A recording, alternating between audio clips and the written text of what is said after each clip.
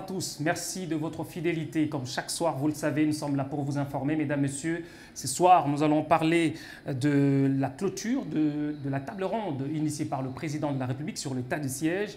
Mais nous allons aussi évoquer la situation, la question électorale, notamment en ce qui concerne les tergiversations autour de ce processus, surtout dans son volet élection, notamment avec les clergés de l'Église. Avant de prendre les indispensables ce soir, j'aimerais vous signaler que nous n'aurons pas d'invité. Mesdames, Messieurs, place au titre. Le président Félix Tshisekedi séjourne à Luanda, en Angola, ce mercredi pour prendre part au 43e sommet des chefs d'État de la SADC prévu ce jeudi.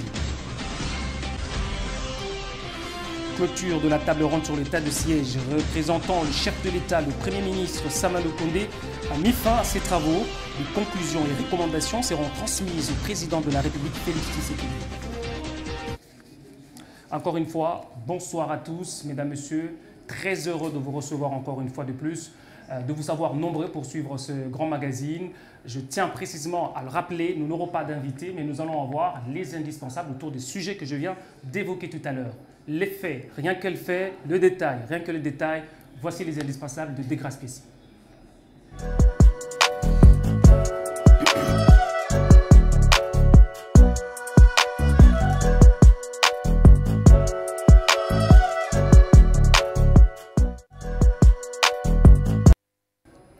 Alors, Desgrasses, bonsoir. Bonsoir, cher Neville. Comment allez-vous? Très bien, merci. Je l'ai évoqué tout à l'heure, nous allons parler avec vous dans les indispensables sur la clôture de cette, je dirais, table ronde initiée par le président de la République. Qu'est-ce qu'on en sait exactement à ce qui concerne ce travaux? Alors, c'était très attendu, ces travaux de l'évaluation de l'état de siège qui a été décrété par le président de la République sur l'ensemble des provinces d'Elituri et du Nord Kivu. Ces choses faites pendant 3 jours, les experts, les notables et les élus de ces 2 provinces se sont concertés et ils ont réfléchi sur diverses questions, notamment les questions politiques, les questions diplomatiques et les questions économiques qui touchent justement ces 2 provinces. Alors, c'est le Premier ministre qui était là pour clôturer ces assises en l'absence du président de la République.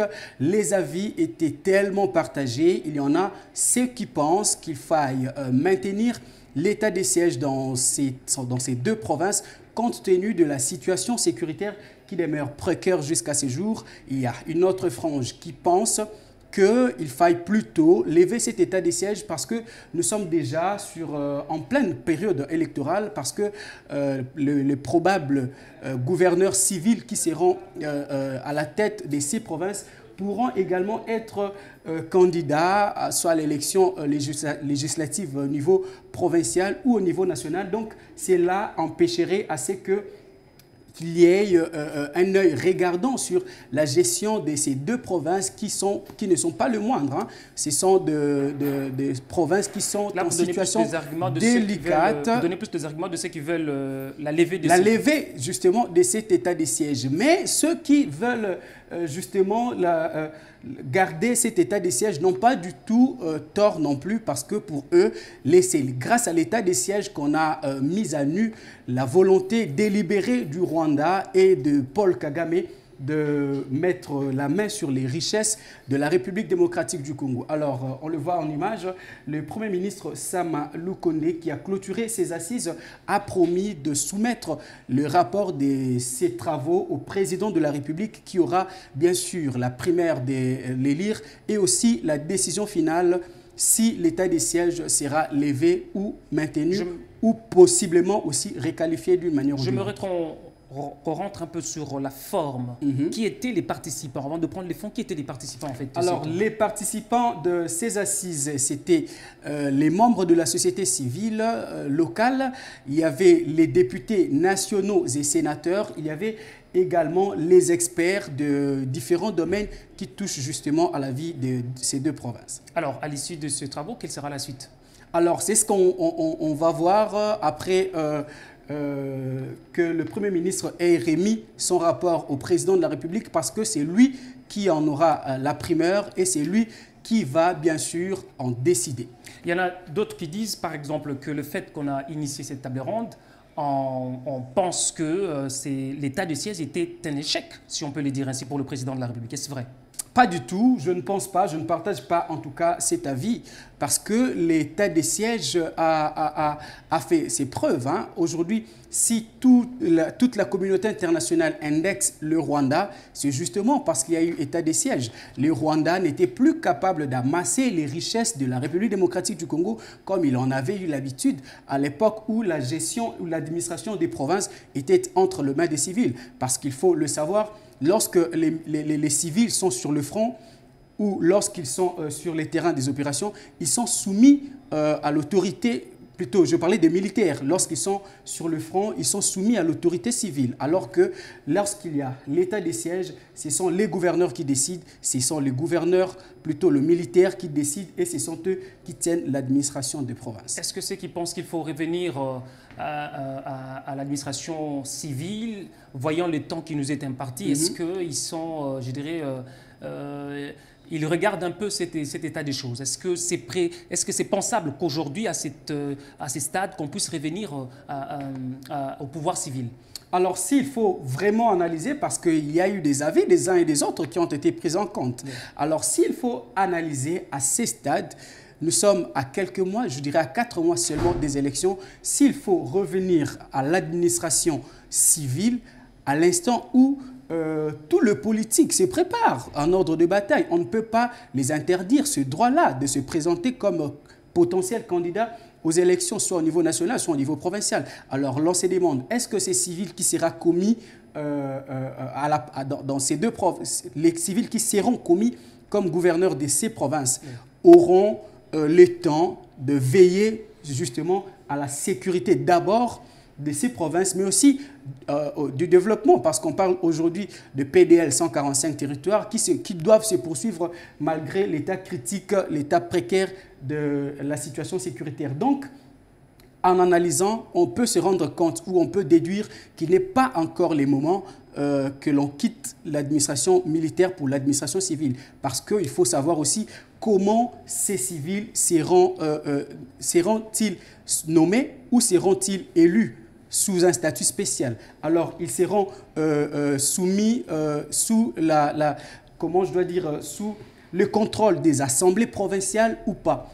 Est-ce que les assemblées provinciales qui ne fonctionnent plus doivent revenir également? Donc, c'est vraiment compliqué à ces stades qu'on arrive à remettre l'administration civile. Puisque vous avez suivi ces dossiers avec nous, est-ce que pourrons-nous savoir qui sont ceux-là qui veulent, tendance, hein, je dirais, de ceux-là qui veulent la levée de l'état des sièges? En tout cas, ils sont... on peut dire les politiques plus, puisqu'ils veulent battre campagne ou je ne sais pas. Ben, au niveau des politiques, les avis sont partagés. Il y a des députés qui en veulent, il y en a qui n'en veulent pas. Il y a des sénateurs qui en veulent, il y en a qui n'en veulent pas. Mais seulement, s'il faut faire un rétro-pédalage, l'on se souviendra que parmi les politiques qui ne voulaient pas du tout de cette décision, on peut citer l'opposant Martin Fayulu qui depuis lors ne partageait pas l'avis du gouvernement, mais curieusement cette position semblait aller d'un commun accord avec la position du Rwanda. On le sait, le Rwanda n'a jamais soutenu l'état des sièges, donc naturellement il ne peut pas les soutenir. Donc cette position du Rwanda va en connivence avec certains opposants dont Martin Fayulu. Alors, est-ce que... il semble que nous avons envoyé un spécial. Justement, Christian Nyamabou était justement sur place. Mais avant d'avoir les détails avec Christian Nyamabou, on va écouter le Premier ministre qui a promis pour sa part qu'il veillera à ce que les résolutions issues de ces conclaves soient respectées et appliquées par le président de la République. On va suivre le Premier ministre et on revient juste après. Le gouvernement de la République, bien sûr, promet tout l'accompagnement et un accompagnement sans faille aux directives que nous serons données par son Excellence M. le Président de la République et chef de l'État. Dans mon rôle de modérateur principal,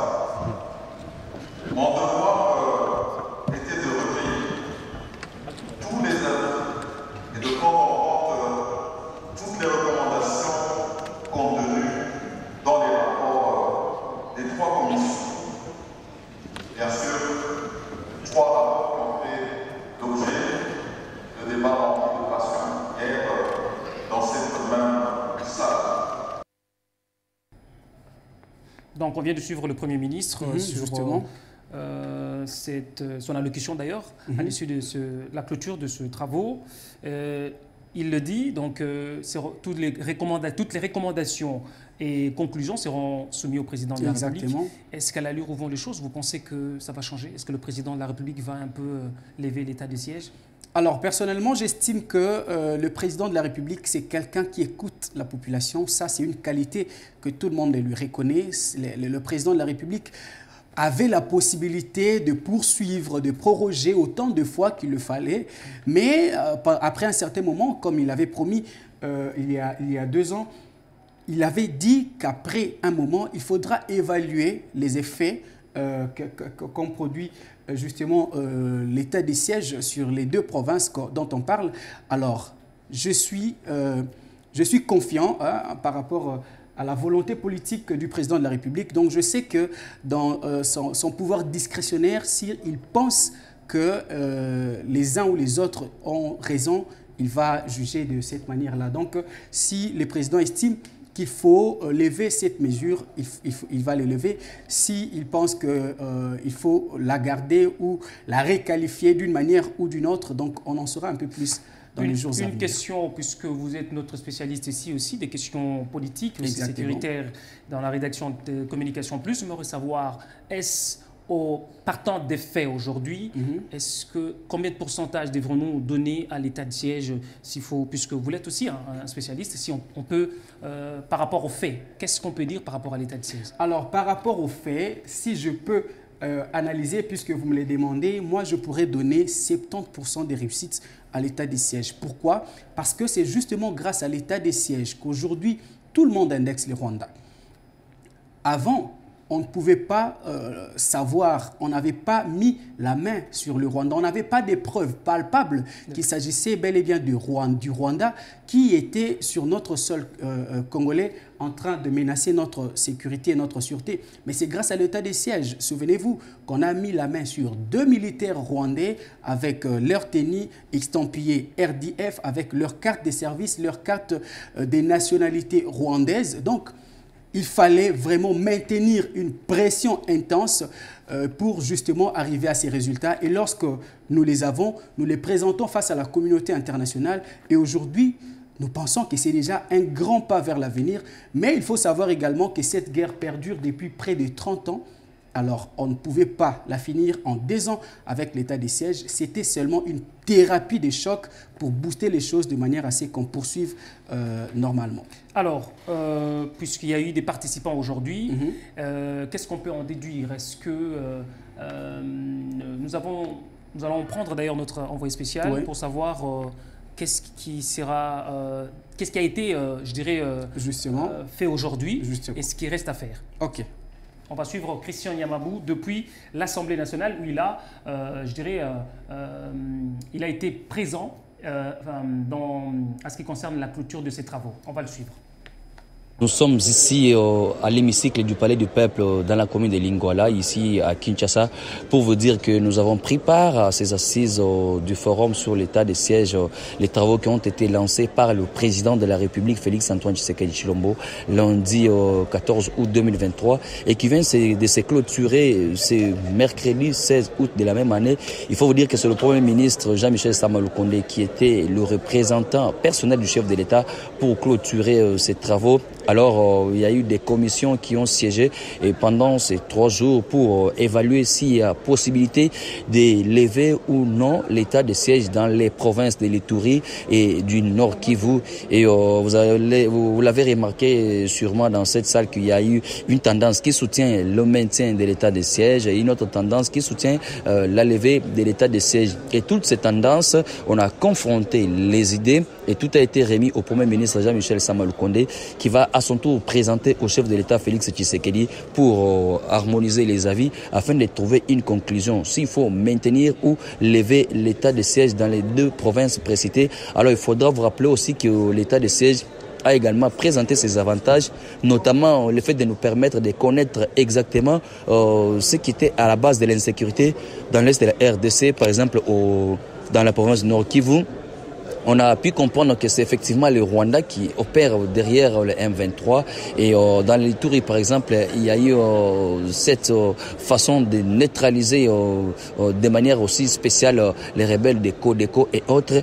Donc il y a eu aussi des avancées significatives, mais il faut aussi rappeler que la RDC doit aller aux élections générales, d'où il faudrait que les civils puissent aussi maintenir la gestion de la République, par exemple les gouverneurs dans les deux provinces. Voilà un peu toutes ces questions qui ont fait en sorte qu'on puisse réfléchir par les politiciens et ceux de la société civile à travers ces forums, donc ces 3 jours de consultation sur le maintien ou non de l'état de siège, les travaux initiés par le gouvernement et présidés par le chef d'État Félix Tshisekedi, comme je l'ai dit, et qui ont connu la clôture par le Premier ministre Jean-Michel Sama-Lukonde. Donc jusqu'alors, il y a le suspense qui traîne, il n'y a pas levé ni maintien. Donc jusqu'alors, nous sommes dans l'état de siège dans ces 2 provinces, il n'y a pas encore levé, mais on pourra avoir des conclusions lorsque le chef de l'État aura à prendre en possession le rapport issu de ces travaux afin de savoir décider sur la suite des événements en rapport avec ces régimes spéciaux qui est en train d'être vécu dans le Nord Kivu, mais également dans la province de l'Ituri. Alors, pendant ces 3 jours, nous n'avons pas été seuls ici au Palais du Peuple. Nous étions avec Ado Mocha, qui a assuré la prise de vue, qui a assuré la prise de photos, mais également les montages de certaines vidéos. Mesdames, Messieurs, merci de nous avoir suivis depuis le Palais du Peuple à Kinshasa, dans la commune de Lingwala. Christian Nyamabukabeya pour la communication plus télévision. Merci beaucoup Christian pour ce détail et pour le travail abattu durant ces 3 jours sur ces assises de la table ronde sur l'état de siège. Merci. J'espère vous retrouver prochainement pour nous en donner plus de détails sur ce plateau. Alors, Desgrâces, ici, je reviens vers vous. Nous avons le 2e sujet. Nous allons passer au 2e sujet. Justement. Il s'agit là de la réaction de Dodo Kamba, le pasteur Dodo Kamba, sur l'audit du fichier électoral. Ouais. Qu'en est-il ? Alors, il était longtemps passif, il était en train d'observer, sans voix, sans dire quoi que ce soit. Mais l'évêque général des églises des réveils du Congo, l'évêque Dodo Kamba, que voici en image, est finalement sorti de son silence parce qu'on l'estime qu'il en a vu des trop, qu'il en a entendu des trop et qu'il a décidé d'éclairer l'opinion par rapport à la question liée justement au processus électoral. Vous le savez, cher Neville, depuis un moment, l'Église du Christ au Congo, l'ECC et la CENCO, la Conférence épiscopale nationale du Congo, se sont illustrés en porte-parole ou en antenne de relais de l'opposition. Je donne les derniers cas.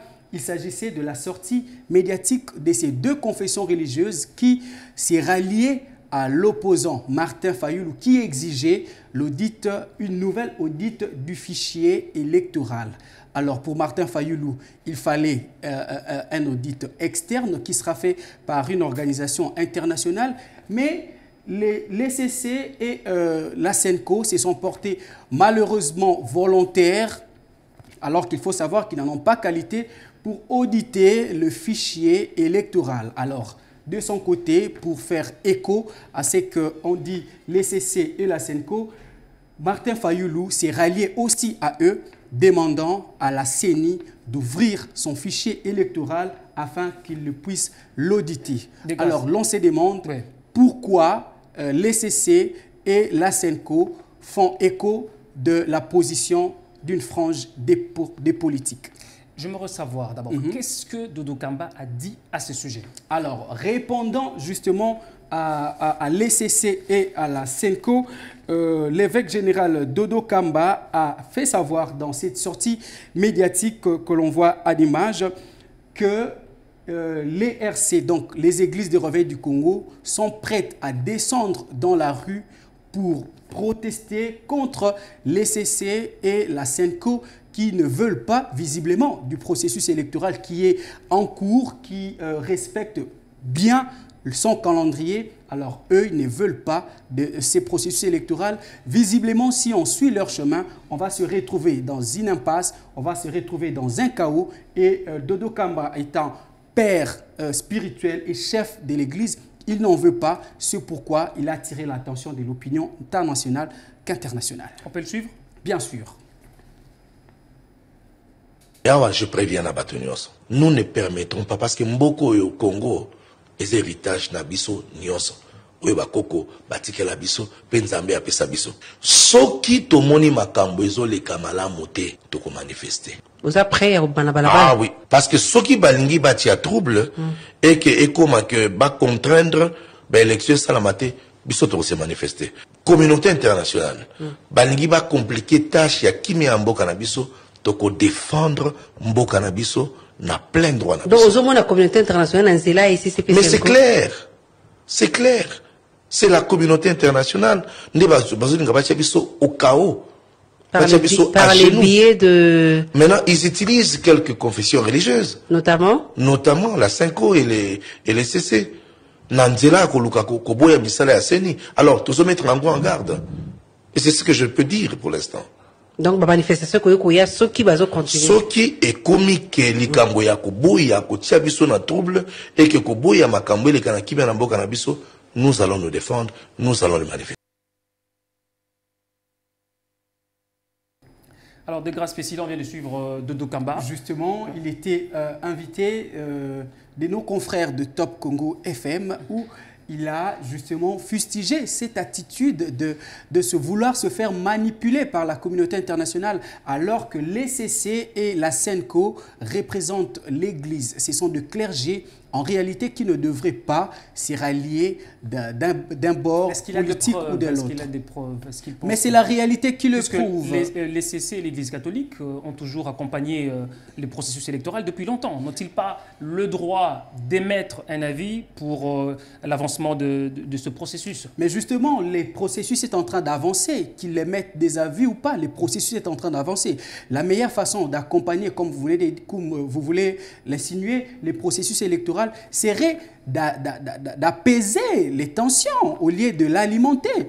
Alors dites-moi, enfin, je pose la question, ou je me pose la question, en quelle qualité les CC et la SENCO voudront s'ingérer des affaires internes qui ne concernent que la centrale électorale, encore que, on le sait, on le voit, ils sont en connivence avec l'opposition. Donc, auditer le fichier électoral, en réalité, n'est pas mauvais. Mais puisque c'était déjà fait et qu'on est en train d'avancer avec le calendrier électoral, la CENI ne va quand même pas reculer. J'aimerais savoir en quoi la SENCO et les CC vont-ils alimenter le trouble ou alimenter, je dirais, la tension dès lors que c'est un devoir d'un site de toutes, je dirais, les ONG ou les ONG qui accompagnent par exemple les processus électoraux.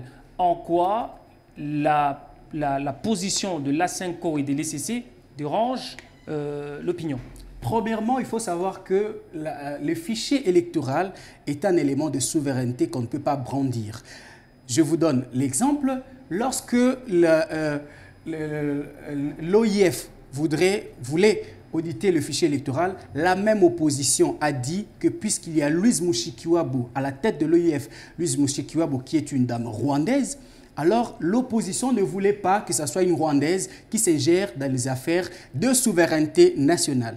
Alors, la CENI ne peut quand même pas ouvrir ces dossiers qui est assez délicat et important à n'importe qui, en l'occurrence la SENCO et l'ECC. Donc si les clergés veulent accompagner les processus électoraux, il serait mieux d'appeler les uns et les autres, parce qu'aujourd'hui, il y en a ceux qui boycottent les processus électoraux. Le mieux serait de les appeler et de les rassurer pour qu'enfin nous puissions progresser dans les processus électoraux, au lieu de fustiger aujourd'hui les fichiers électoraux qui est déjà mis en place, qui est déjà constitué, qui est déjà nettoyé. Alors, l'on se demande si on continue comme ça, l'ECC et la SENCO vont abandonner finalement les soutanes pour mettre les costumes d'opposants ou d'hommes politiques. On sent une guerre, et où allons-nous avec cette, je dirais, guerre entre les églises, par exemple?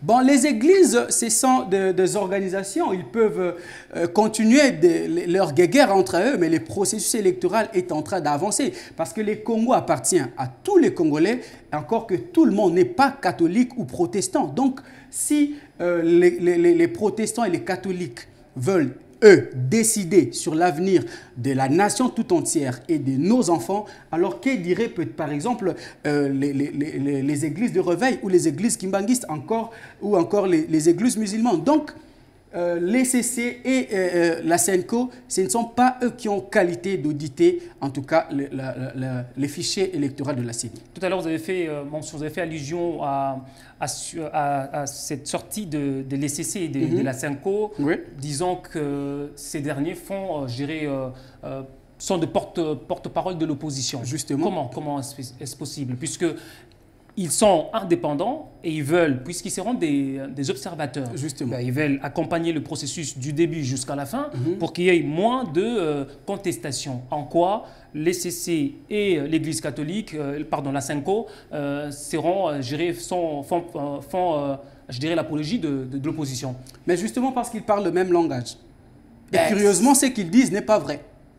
Ce qu'ils disent n'est pas vrai parce que les fichiers de la centrale électorale a déjà été audités donc, et à ce nettoyés. Stade, il n'y a plus moyen de revenir. Il n'y a plus moyen de revenir. Ce n'est va. pas moi qui le dis, c'est le président Denis Kadima qui l'a dit. Donc, les carottes sont cuites pour l'ECC et la SENCO. À ce stade, ils doivent plutôt rassurer les uns les autres. Il y a un cadre de concertation qui a été mis en place par la CENI. Donc, s'ils sentent qu'il y a des choses à harmoniser, ils n'ont qu'à rejoindre la CENI pour faire quelques recommandations. Mais on ne peut pas revenir, sinon ça sera le tour de l'ERC qui dira à son tour que nous aussi on veut auditer. Après, ça sera les musulmans qui à leur tour diront qu'eux aussi voudront auditer. Finalement, on aura passé notre temps à auditer le fichier électoral. Nous arriverons en décembre 2023, nous n'aurons pas des élections, on aura glissé. Une parenthèse, puisque la CENI dit qu'à ce stade, il n'y aura pas moyen d'auditer, c'est-à-dire Martin Fayulu ne sera pas candidat.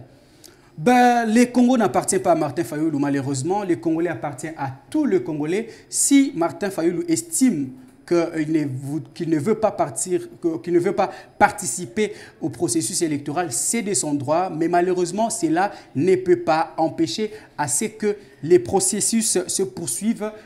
Dodo Kamba l'a dit dans une partie de son interview qu'on va suivre tout à l'heure. Donc, l'évêque général a fait savoir que l'ECC et la SENCO font le caprice, ce qu'il a qualifié de caprice parce qu'ils sont à la coupe et de la frange de l'opposition congolaise et aussi une partie de la communauté internationale qui veulent le manipuler. On va le suivre pour une deuxième fois et on revient juste après. Peut-être que choqué va te belé. Ata suki batiaki nani place wana. Balingé bandi maïkakate. Nani na sala moi rappel moké. Ezaka na moment moko.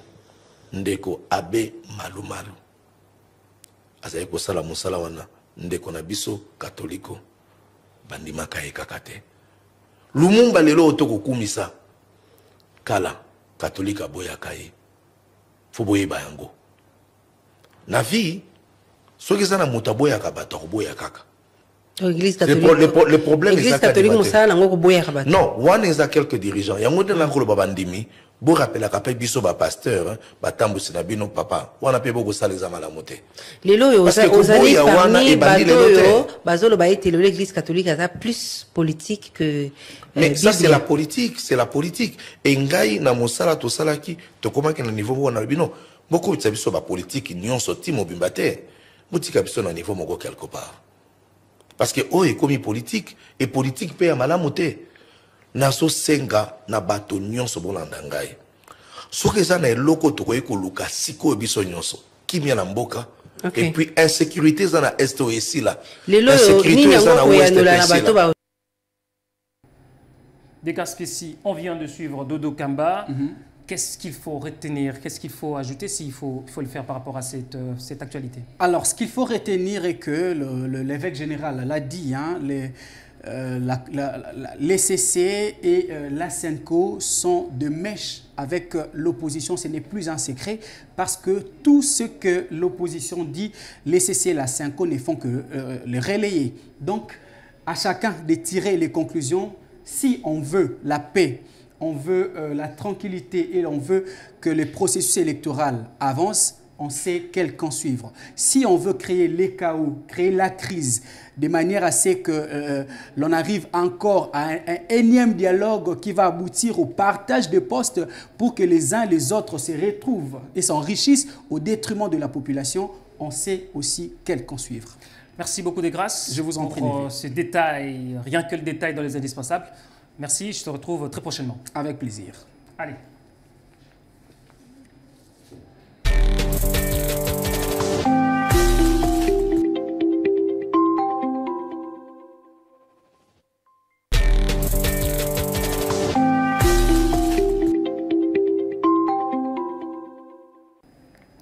Voilà, autre actualité avant de nous séparer, mesdames, messieurs. Le président de la République, Félix Tshisekedi, est arrivé à Luanda ce mercredi 16 août 2023 pour passer la présidence tournante de la communauté de développement de l'Afrique australe à son homologue Joao Lourenço. C'est ce jeudi 17 août 2023 que le bâton de commandement de la présidence de la SADC sera désormais entre les mains du président angolais. Nous y reviendrons avec force et détails dans nos prochaines éditions. Et puis, le président de la République, Félix Tshisekedi, bien avant de s'envoler à Luanda, a reçu en audience l'ambassadeur du Japon, Minae Hiro, mardi 15 août, à la Cité de l'Union africaine. Ces deux personnalités ont échangé autour de la question du renforcement de la coopération entre les deux pays. Reportage Leslie Mavada. La question de la coopération bilatérale entre la République démocratique du Congo et le Japon a été au cœur des échanges entre les présidents de la République démocratique du Congo, Félix-Antoine Tshisekedi, et l'ambassadeur du Japon, Minae Hiro. C'est mardi dernier à la Cité de l'Union africaine. Au terme de cette audience, les diplomates japonais, Minae Hiro, a également évoqué les partenariats entre les deux pays respectifs. En apportant de contributions dans les domaines larges, notamment les investissements, la formation, les transferts technologiques et la construction de chaînes d'approvisionnement, sans oublier les infrastructures. Ici est de noter que les diplomates japonais ont émis le souhait de voir le président Félix-Antoine Tshisekedi visiter prochainement le Japon. Toujours en ce qui concerne les activités du président de la République, après leur participation au 9e jeu de la francophonie, les athlètes congolais accompagnés du ministre des Sports et Loisirs, Claude Kaboulot, ont été reçus mardi 15 août autour d'un dîner avec le président de la République, Félix Tshisekedi, à la Cité de l'Union africaine. Reportage Christian Niamau. Le désir d'organiser désormais des compétitions nationales dénommées Jeux de la RDC a été exprimé par le président de la République au cours d'un dîner qu'il a partagé avec les athlètes et artistes congolais en marge des 9e Jeux de la francophonie à Kinshasa. Pour promouvoir les sports congolais et mieux préparer les compétitions internationales, le président Félix Tshisekedi a fait part de son souhait d'organiser chaque année à Kinshasa des Jeux de la République démocratique du Congo. Na ebisi bino tozali kotala na programme ya ministre ya sport pour être chaque année au besoin to banda ko organiser ba jeux congolais. Bana mboka nyonso ya Congo bakobanda kutana awa en attendant pe totonga biloko ndenge moko na ba province.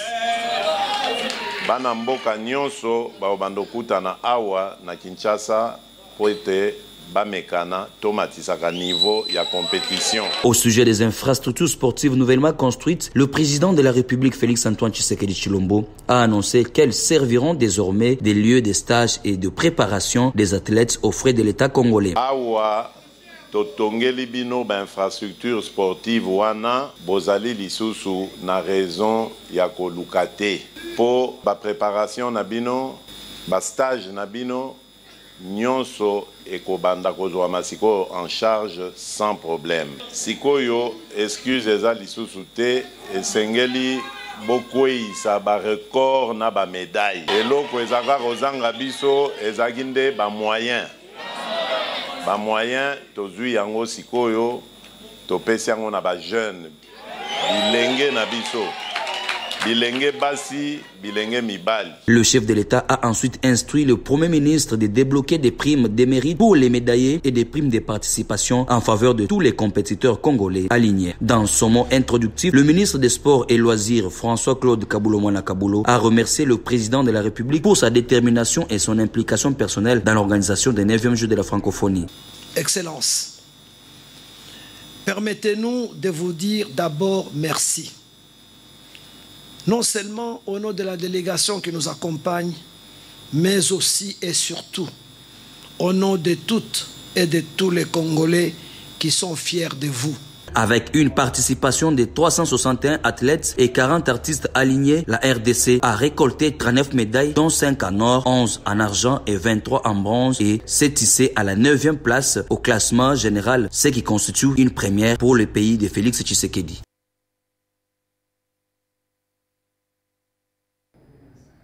Le rapporteur de la commission électorale indépendante, Patricia Nseya, est arrivé mardi dernier précisément dans la ville de Kalemi, chef-lieu de la province de Tanganyika, pour superviser l'opération de dépôt de candidature dans ce coin du pays. Reportage Ganinga Mazita. C'est pour un séjour de travail, de supervision de l'opération, de réception et traitement des candidatures à la députation provinciale et pour l'élection des conseillers municipaux. Je suis à Kalemi en mission de supervision. Comme vous le savez, nous avons finalisé avec la première étape au niveau de la députation nationale. Nous poursuivons avec la députation provinciale, mais aussi cette fois-ci avec le conseil communal. Alors, il était de notre question, après avoir évalué la première étape, de venir aussi superviser la seconde étape. Aussitôt arrivée, Madame Patricia Nseya et sa délégation ont pris la direction du gouvernorat des provinces pour présenter les civilités à l'autorité provinciale Julie Ngungwa, avec qui elle a évoqué plusieurs points, notamment l'accompagnement du gouvernement provincial dans la sécurisation des matériels et agents de la CENI. Il est à signaler que les rapporteurs de la CENI étaient accompagnés lors de cette rencontre du secrétaire exécutif provincial CENI Tanganyika, Saïdi Bilali. Madame Patricia Nseya a précisé qu'il est important pour les candidats indépendants, partis et regroupements politiques concernés par ces deux scrutins de déposer leur liste de candidatures avant pour permettre à la CENI d'avoir le temps matériel nécessaire de traiter tous les dossiers au lieu d'attendre les dernières heures. Mesdames, Messieurs, c'est par ici que s'achève votre magazine de ce soir. Mais bien avant de nous séparer, voici le rappel des titres. Le président Félix Tshisekedi séjourne à Luanda, en Angola, ce mercredi pour prendre part au 43e sommet de chefs d'État de la SADC prévu ce jeudi. Clôture de la table ronde sur l'état de siège représentant le chef de l'État, le Premier ministre Jean-Michel Sama-Lukonde, a mis fin à ses travaux. Les conclusions et recommandations seront transmises au président de la République, Félix Tshisekedi. Voilà ce qui met fin à cette édition. Merci à vous de nous avoir suivis. Merci à toute l'équipe technique. Merci aussi à l'équipe rédactionnelle qui était assurée par Maggie Ngala. Merci à tous. On se retrouve très prochainement. Allez, au revoir.